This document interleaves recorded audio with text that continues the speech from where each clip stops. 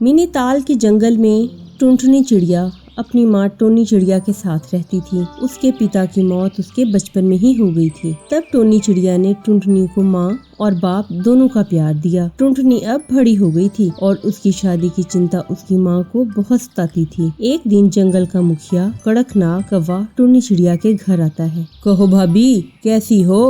सब कुछ बढ़िया से चल रहा है ना? मुखिया जी, आप बताइए, कहिए कैसे आना हुआ? तुम्हारी बिटिया के लिए रिश्ता लेकर आया हूँ। शहर में मेरी मौसी का बेटा है ना, तुम कहो तो बात आगे बढ़ाऊं। वैसे आजकल मौसी मेरे पास रहने आई हुई है, कल उनका बेटा भी आने वाला है। तुम कहो तो कल ही टुनटुनी को उनको दिखाई देते हैं।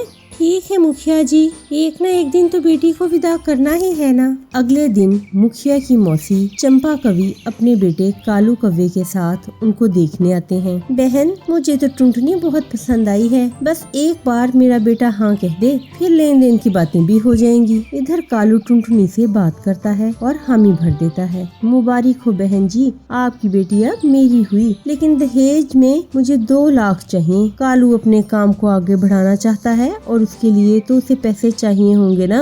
वैसे भी मैं आपसे बहुत थोड़ा दहेज मांग रही हूँ। आप लोग गांव से हैं और हम शहर से। शहर में तो बहुत सारा दहेज देना पड़ता है।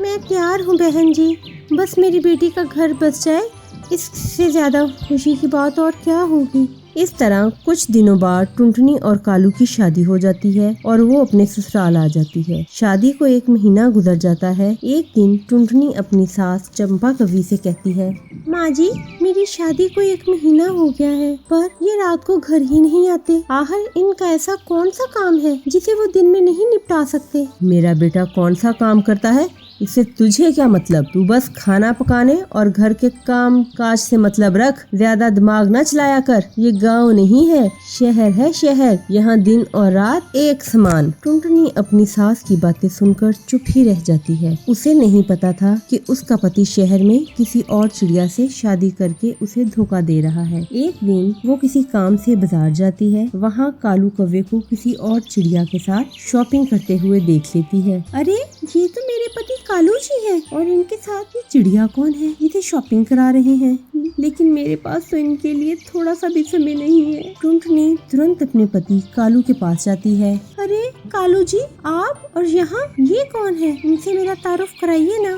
मैं इनकी पत्नी हूँ और मेरे पति हैं ये, और मुझे शॉपिंग करा रहे हैं। मेरी इनसे शादी हुई है। क्या बकवास कर रही हो? मैं तुझे नहीं जानता, जा यहाँ से। आंसू बहाती हुई अपने घर चली जाती है। माँ जी, आप लोगों ने मुझे धोखा दिया, मेरी जिंदगी के साथ खेला है आप लोगों ने।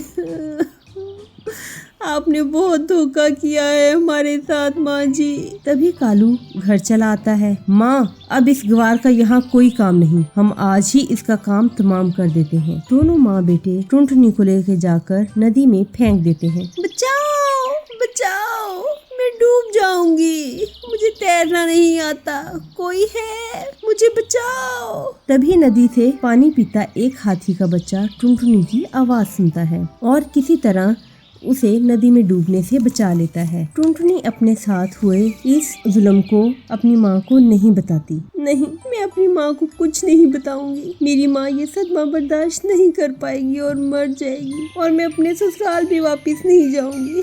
मैं खुद अपना एक घोंसला बनाऊंगी और अपनी जिंदगी नए सिरे से बसर करूंगी। टुनटुनी चिड़िया नदी किनारे अपने लिए एक घोंसला बनाती है और इसमें खुशी खुशी रहने लगती है।